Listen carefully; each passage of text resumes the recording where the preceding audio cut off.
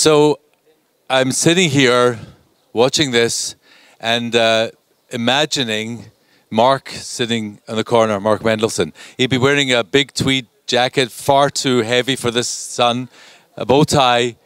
He'd be sitting and saying, Jeff, already 5 minutes? You said 4 minutes. Then he would say, you take the photographs with the Velcro on the sign. What's going on here?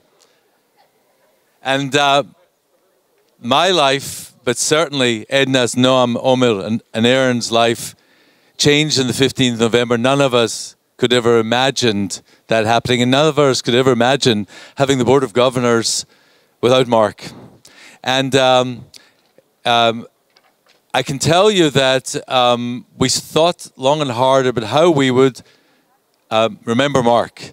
And the one option was we would sit here and make long speeches and say how incredible he was and how modest he was. And then he would, but then he would say, too long, you got this wrong. He would say, where's the Canadian flags? He would say, hang on a second, in this tribute you used the American spelling. It's all about Doug, what about me? So we said, we're not going to do that. And so our dear friend, Shauna Goodman, who is also celebrating her birthday today, Shauna, said, the real way for us all to remember Mark is to do so with a smile. And what was very, very important to Mark, aside from his wonderful, wonderful, beautiful family who are all sitting here, and BGU, and CBGU, or Kabku, as he had a strange nickname, Kabku, was food. And I can tell you, there's a photograph that you're all going to get to take home of 4 years ago actually, when I first started at BGU. I made my first trip to Montreal, and Mark said, okay, great hotels, but you're staying with Edna and I. I never ever stay with people, but I couldn't say no to Mark and to Edna. And so we got home late at night, I went to sleep, and I got up the morning with a smell of cooking, but not just cooking, frying. And I got up, and there's a picture here of Mark wearing his apron, but he had the tweed jacket and tie underneath his apron, and he cooked up a storm that was a lot of fun. And so Sean and I said the only really way we can remember Mark with a smile, and by the way, you'll see Bitmark, and you'll have an opportunity to go and see Bitmark, which is the dorm that the Canadian Friends have dedicated in his memory.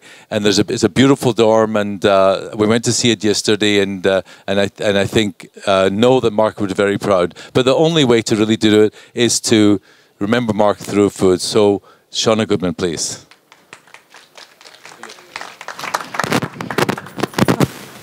I don't know if, am I on?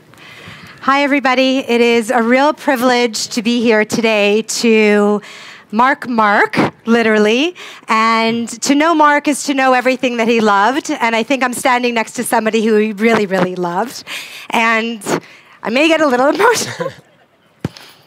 But to know BGU, Mark was my gateway to BGU.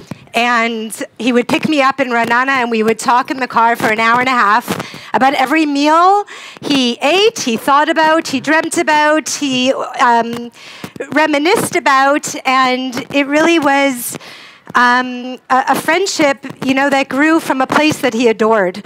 So when I was asked to be here today to Mark, literally food came to mind, a smile came to mind, and everything that he loves. And it's been such a hoot being in touch with Edna and getting her recipes that, you know, are really marked up and really enjoyed, and that are simple but loaded with flavor, which is so Mark.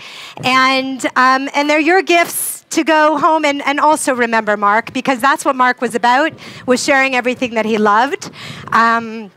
So I'm happy here to be with another foodie, because Mark was a foodie and he made foodies, and his daughter here today, and Edna, and to really just give you a little cooking demonstration. Everything is live, literally farm to table. You're living in the desert and things bloom, which is miraculous. And these recipes are yours to take home. They're super simple. All you need is jars. We all have empty jars.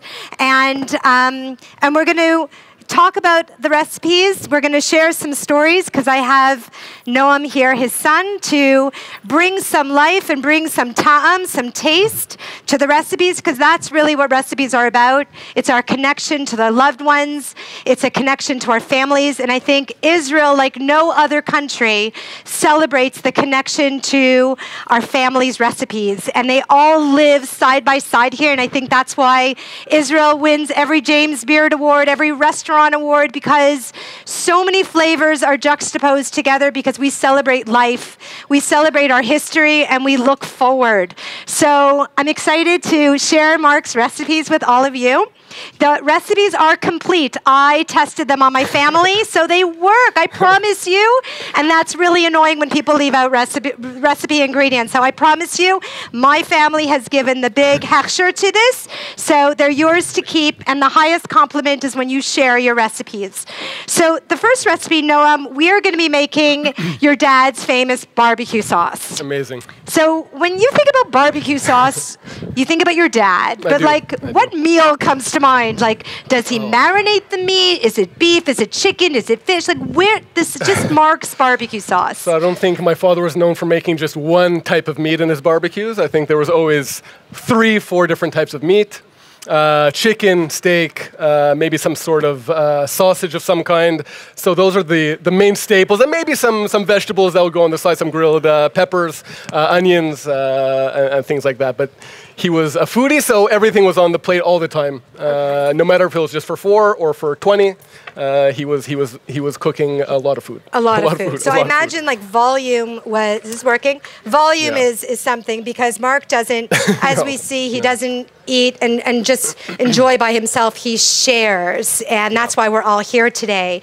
Okay, so we're going to start, and some of the ingredients are super simple. You guys are like seeing ketchup, okay? Everybody has all these ingredients here. They may have Israeli, Hebrew, but don't be disguised. These are all Montreal recipes, okay? We're just turning them a little Israeli in this beautiful desert weather. So we're going to open up our jar that, you know, we should collect all of our jars. You don't need anything fancy here. So Noam, we're going to add some oil. Sure. And we're going to be eyeballing this a lot. But, you know, when you are cooking, liquids always go into these babies. And anything that is dry goes into the measuring cups. But you don't put your liquids in the dry measuring cups, okay? And because we're in the School of Science, we are going to measure, because we have one right over here.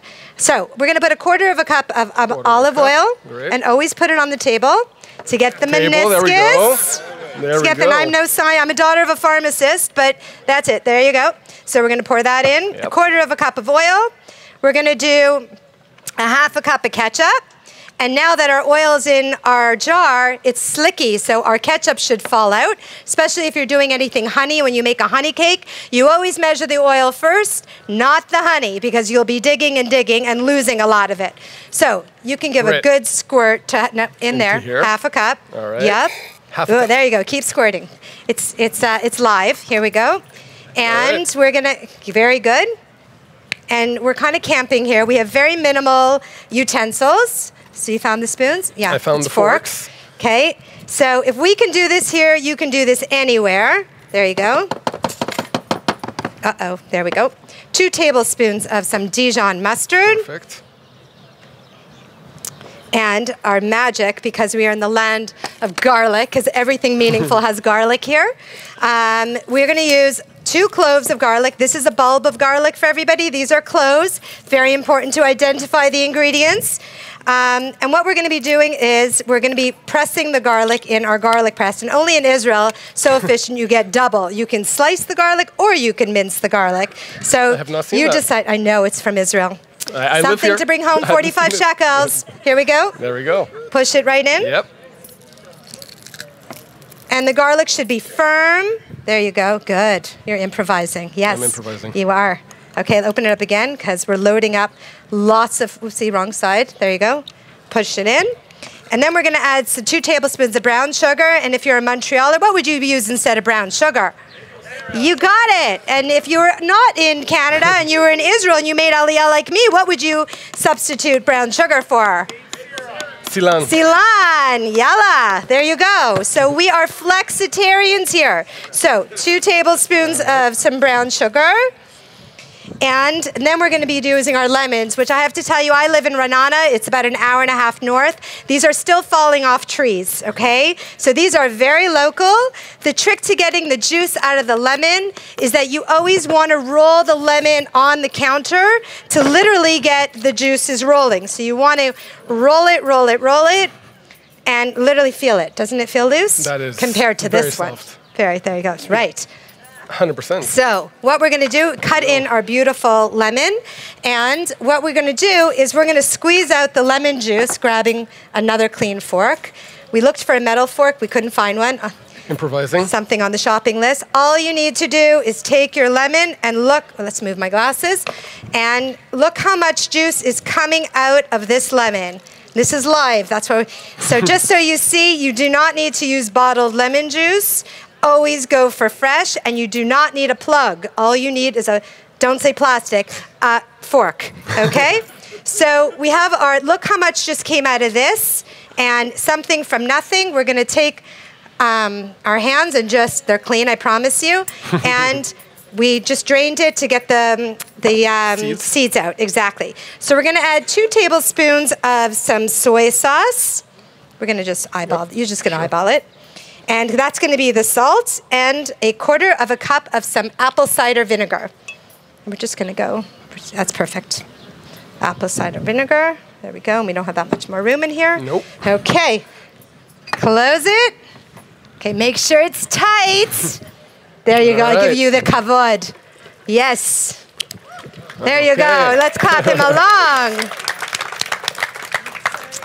So this barbecue sauce is in my fridge right now, you should know. It stays for a week, 2 weeks. There's really nothing that really can go bad in there. But honestly, you're gonna lick it like as you're eating it. It's so delicious. If you don't want the sugar, you can alter it, but really it's a beautiful glaze. You can glaze it after you've grilled, or also this Shabbat, I marinated the chicken right on it and I threw it right onto the barbecue, and it was delicious. So kid approved, no leftovers, the best sign of a successful recipe. Definitely. So this is as simple as it gets. The next recipe we're going to go on to is making a salad dressing, again in the same similar jar. I'm going to take out that pit. And we're going to start a very, Mark was a traditionalist and a classic guy. He knew his stuff. When I was looking at the recipe, I'm like, classic French vinaigrette. Doesn't shock me. And it's an all-purpose vinaigrette that you can put on salad. And we have a beautiful array of what's growing here. We have some beautiful parsley here that I always keep in water. And honestly, if any of you are staying at Kedma Hotel, take the shower caps and then take the shower cap and put it on top and keep it in your fridge, because if you see the herbs, you're going to use the herbs. If the herbs are wrapped in plastic, they can't breathe. So make sure you take those shower caps, declare them at customs, and I promise you, you'll have great use for them. Everybody sees these gorgeous red little beautiful bulbs. Those are the cherry tomato, you know, Israel's best, Israel's finest. They're like candy here. Make sure you eat them. Come up here afterwards and definitely taste them. They need nothing, or honestly, nothing at all. They just stand on their own. And then we, of course, have the malafafon. Does anybody know what that is? The cucumber. The cucumber that does not need to be peeled and does not need to be seeded, because it's fantastic. So, and then we also have avocados, which are also growing near me in Renana. These are wonderful. And how do you know when an avocado is ready? Anybody? You ask it. You ask it. Of course you said that, Danny. Of course, Mr. Plant Man. How else do you know if an avocado is ready? Often they have a little stub here, and you could just lift it up, and if it looks green underneath, you know it's ready. Also feel it. If it gives a little bit, it's ready. If it really gives a lot, it goes in the fridge right away to control the ripening to it. But if you want to speed up avocado ripening, what do? You can put it near a banana. Yes, you definitely put it near a banana. You can also put it in a paper bag. I see you wrapping a paper bag. Excellent. And just today, I saw in an amazing store in Ramat Ashron, frozen avocados. So if you have a lot of avocados, feel free to freeze them and throw them into your shakes. So no waste. And then again, we have the most gorgeous peppers that put Israel on the map as well. We have a beautiful array of colors. Again, a salad is these are the most basic ingredients. You can do whatever you want. You can use extra grilled chicken from your Shabbat dinner and stick them in our salad. So again, these two recipes go side to side with one another. So let's go, Noam. Let's make your dad's salad dressing. Yep. Let us start with some vinegar, 2 to 3 tablespoons of vinegar. Okay. Right in there? Right in there. Yeah. That's 1. That's 2. That's 3. Excellent. We're going to use 3 tablespoons of Dijon mustard. There we go. And again, if you want the salad dressing to be a little bit sweet, for the Montrealers there, the honey mustard, the Billy B, you can use a little bit of honey mustard in there. If you want a little harif, you could put some horseradish mustard into it. So that's when you can really sort of make some alterations for your family. Then we're going to be adding 2 to 3 tablespoons of honey. Perfect. And again, what would we use instead of honey? Maple syrup, Ceylon. Yeah, there you go. Well done, smooth. And we're going to add some, again, our garlic. We're back to garlic. All right. It's like an infomercial here. And so tell us a little bit about your dad's salads. My dad's salads were pretty famous, I would say. He consistently used this recipe, and I have to say there was never one complaint about the dressing. But our family does love salads, specifically also Israeli salad. So with every meal, we would always have at least one salad daily. And did 100%. he chop things like meticulously? No. No? No, definitely not my father. Okay, no, definitely not. No. Okay. For his cooking, he was definitely freestyle and went with the flow. Okay. Everything had to be perfect, but didn't have to be meticulously done specifically in terms of the size or anything like that. Okay. And did he welcome you all in the kitchen? Or was that his playground? He welcomed us sometimes. Sometimes. Yeah. He welcomed us sometimes. Yeah. Yeah, to clean. My mother to clean, definitely. To clean, okay. They had a good agreement. That's an honor, too. They had a good agreement. It really agreement. is. It takes a village. Yes. Yes. Okay. What's that?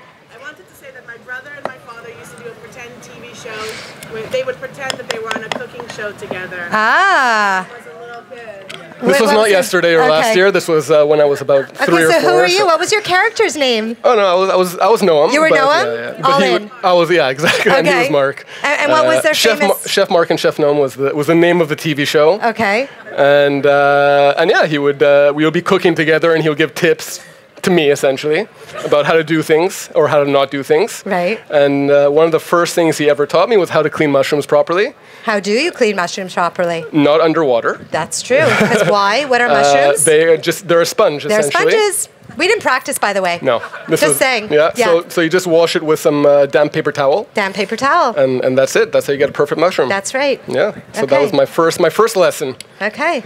And from there I just continued with the cooking. Excellent. There we go. Okay, wow, this is going to be smokingly spicy garlic. So Yep. the beauty of garlic is it makes friends, because once you're all eating garlic, you're all in it together. So, okay, let's put a little bit of some salt and pepper. Here it is in my cute little bowls here. Great. Just a pinch. Yep. And a pinch of pepper. Yeah. Don't rub your eyes after that pepper. Okay. I'll remember it. Okay, All right. good. All right. And we're ready to roll, I think. Did we get everything in there? Yeah, salt, pepper, Yeah, we garlic, did honey. vinegar. Yeah. Yeah. Sound looks familiar? It looks familiar. Do we put any oil? Is there any oil? Yeah, oil.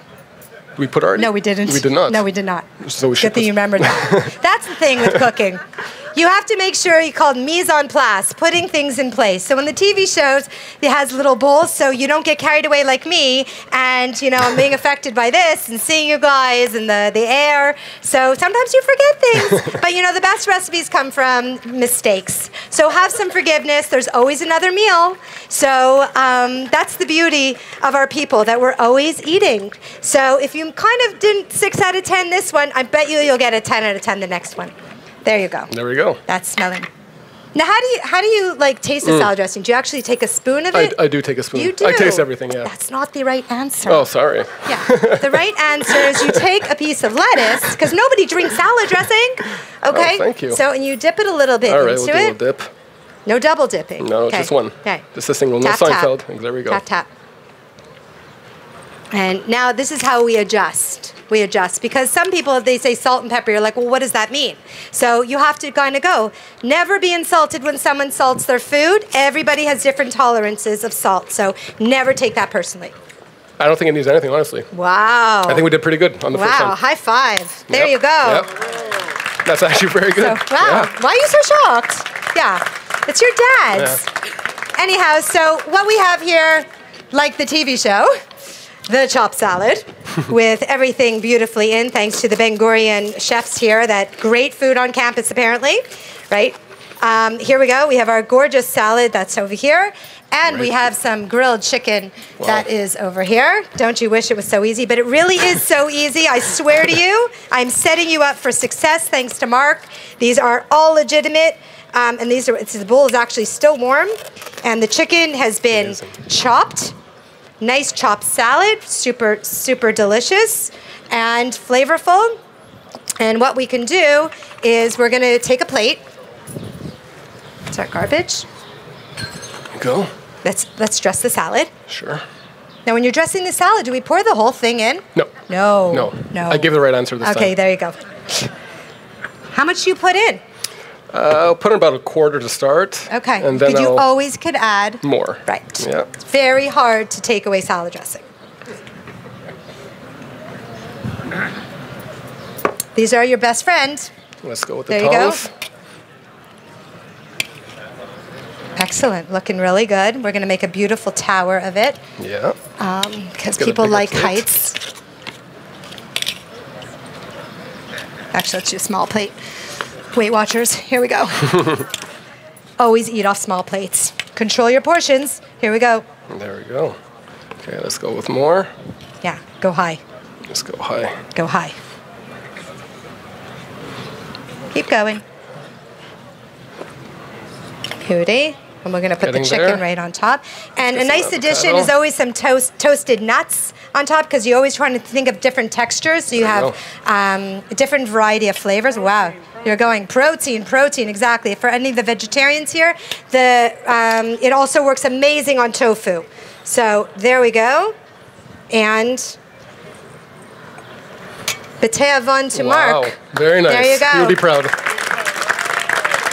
So the recipes are yours. I hope you enjoyed a little bit of some Mark with us and have a little bit of his beautiful zest for life and what he gave to BGU, what he touched me as a newbie here, and continue enjoying and celebrating. Thank you. Thank you so much to Shauna. Wow. And to Noam, and to Edna, and to Omer, and to Aaron. I know that Mark would be so proud of what we're doing. So, if you think the evening is over, no, it's just beginning. We're going to, very shortly, we're all going to get up and we're going to walk past the stairs, these beautiful stairs of the Cummings Plaza. By the way, that's a Chosidman building where our wonderful students study. Say hi once again. We're going to walk down the stairs, go out the Taman gate, and there'll be buses waiting from there. The buses are going to take us to pretty much where the train station is. We're going to start our event dedicating the Sylvan Adams Sports Centre. Thank you very much, Sean, again. Thank you, everybody. Please.